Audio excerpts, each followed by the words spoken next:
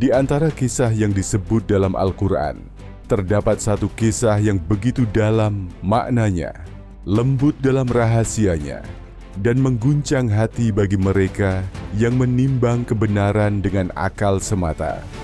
Itulah kisah pertemuan antara Nabi Musa alaihissalam dengan seorang hamba Allah yang diberi rahmat dan ilmu langsung dari sisinya, yang dikenal oleh para ahli tafsir sebagai Khidir alaihissalam.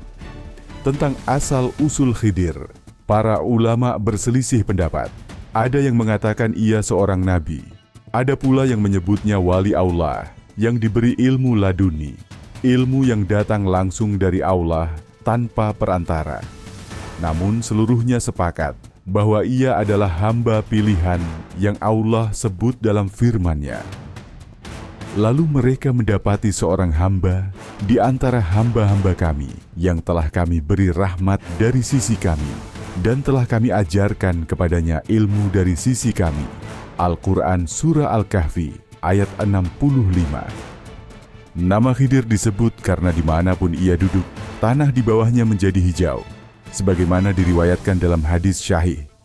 Sebagian ahli tafsir mengatakan Khidir hidup di masa Nabi Musa, dan ada pula yang berpendapat ia masih hidup hingga kini, menjadi penjaga ilmu dan rahasia alam semesta atas izin Allah. Jangan lupa subscribe channel ini dan like videonya untuk terus mendapatkan kisah-kisah penuh hikmah lainnya. Pada suatu masa, ketika Nabi Musa alaihissalam berdakwah kepada kaumnya, datang seorang lelaki bertanya, "Wahai Nabi Allah, adakah di muka bumi ini seseorang yang lebih berilmu darimu?" Musa menjawab, "Tidak ada." Dan Allah yang maha mengetahui rahasia di balik segala hal, menegur kekasihnya dengan lembut. Maka datanglah wahyu. Sesungguhnya ada seorang hamba di antara hamba-hamba kami yang lebih luas pengetahuannya dalam hal yang aku ajarkan kepadanya, yang engkau belum mengetahui, wahai Musa. Musa pun merendah dan berkata, "Wahai Tuhanku, bagaimana aku dapat menemuinya, agar aku dapat belajar darinya?" Allah Ta'ala berfirman, "Bawalah seekor ikan dalam keranjang. Di mana ikan itu hilang, di sanalah engkau akan bertemu dengannya." Maka Musa pun bersiap, ditemani oleh seorang pemuda saleh bernama Yusha bin Nun, murid dan pelayan beliau yang setia. Mereka berjalan jauh menelusuri lembah dan padang, menuju tempat di mana dua lautan bertemu, Majma'ul Bahrain. Mereka berjalan berhari-hari, hingga tibalah di sebuah batu besar di tepi lautan. Musa berkata kepada pemudanya, "Marilah kita beristirahat di batu ini." Sementara mereka beristirahat, ikan yang mereka bawa tiba-tiba hidup kembali, melompat keluar dari keranjang, dan berenang menembus lautan dengan jalan yang ajaib, seolah air itu terbelah untuknya. Namun Yusha lupa menceritakan hal itu kepada Nabi Musa. Tatkala mereka telah berjalan jauh meninggalkan tempat itu, Musa berkata, "Bawalah makanan kita, sungguh kita telah letih karena perjalanan ini." Barulah Yusha teringat dan berkata, "Tahukah engkau, ketika kita berlindung di batu tadi, aku lupa menceritakan tentang ikan itu. Ikan itu hidup kembali dan melompat ke laut dengan cara yang mengagumkan, dan tidak ada yang membuatku lupa kecuali setan." Musa pun berkata, "Itulah tempat yang kita cari." Maka mereka pun kembali menyusuri jejak mereka hingga sampai ke batu tempat ikan itu melompat.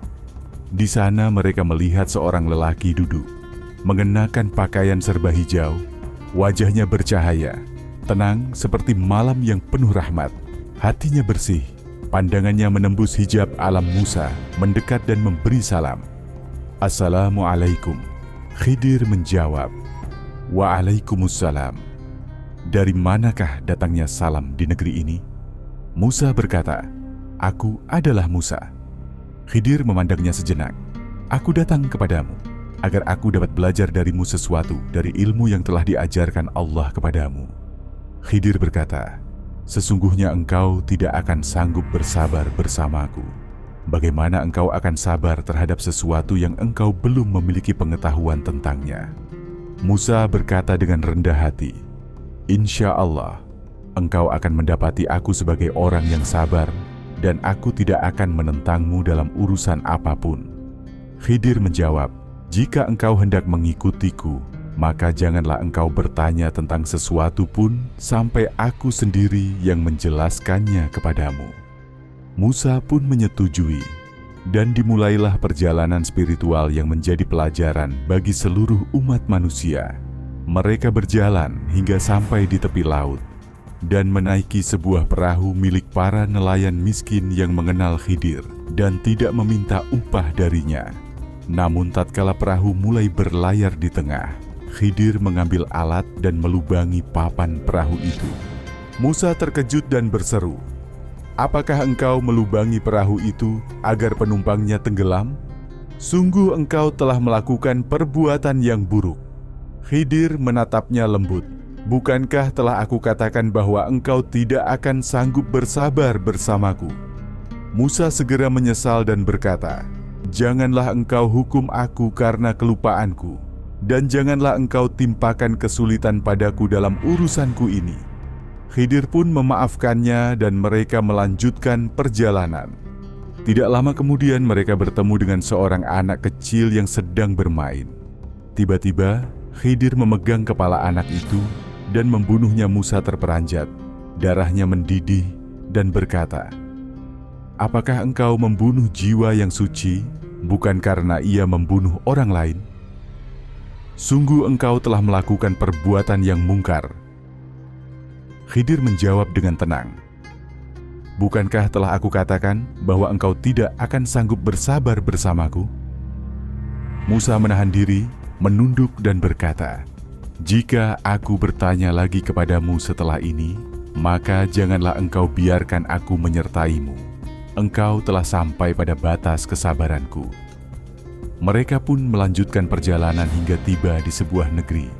Penduduknya pelit dan kasar, enggan menjamu tamu. Mereka meminta makanan namun ditolak. Tatkala mereka hendak pergi, Khidir melihat sebuah dinding di tengah kota hampir roboh. Maka ia pun menegakkannya kembali hingga kokoh Musa memandang dengan heran. "Sekiranya engkau mau, tentu engkau dapat mengambil upah atas pekerjaan itu." Khidir tersenyum dan berkata, "Inilah saat perpisahan antara aku dan engkau. Aku akan memberitahumu makna dari apa yang tidak engkau sabari." Khidir pun berkata, "Adapun perahu itu, maka ia milik orang-orang miskin yang bekerja di laut. Aku ingin merusaknya karena di depan mereka ada seorang raja zalim yang merampas setiap perahu yang baik. Maka aku membuatnya cacat agar tidak dirampas darinya. Adapun anak kecil itu, maka kedua orang tuanya adalah orang-orang beriman. Kami khawatir anak itu kelak akan mendorong keduanya kepada kesesatan dan kekafiran. Maka kami ingin agar Tuhan mereka menggantinya dengan anak yang lebih suci dan lebih penyayang. Adapun dinding itu, maka ia milik dua anak yatim di kota itu. Di bawahnya tersimpan harta peninggalan ayah mereka yang saleh. Maka Tuhanmu menghendaki agar keduanya dewasa dan mengeluarkan harta itu sebagai rahmat dari Tuhanmu. Dan aku tidak melakukan semuanya itu atas kehendakku sendiri." Musa terdiam. Ia menundukkan kepala, menyadari kebesaran ilmu Allah yang tak terbatas. Ia belajar bahwa ilmu Allah terbagi dua, ilmu lahir yang diberikan kepada para nabi dan manusia, dan ilmu batin yang Allah tanamkan di hati hamba pilihannya. Kisah ini mengajarkan bahwa tidak semua yang tampak buruk adalah keburukan, dan tidak semua yang tampak baik adalah kebaikan. Di balik setiap kejadian ada rahasia ilahi yang tidak selalu dapat dijangkau oleh mata manusia.